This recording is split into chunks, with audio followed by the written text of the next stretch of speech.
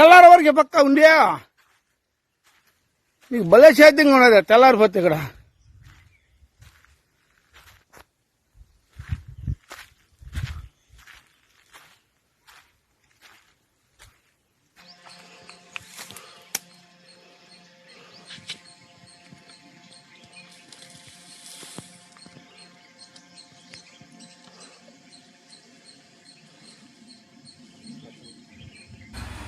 ఉమ్మడి చిత్తూరు జిల్లాలో ఏనుగులు సంచరిస్తూ స్థానిక రైతులకు కష్టనష్టాలు పాలు చేస్తున్న విషయం తెలిసిందే.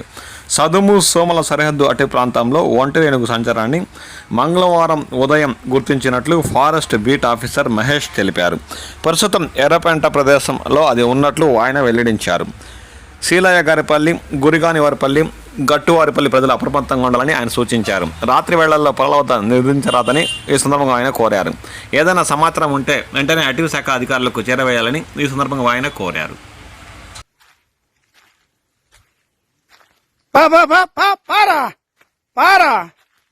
తెల్లారి పక్క ఉండే నీకు భలే సేద్యంగా ఉన్నది తెల్లారిపోతే ఇక్కడ.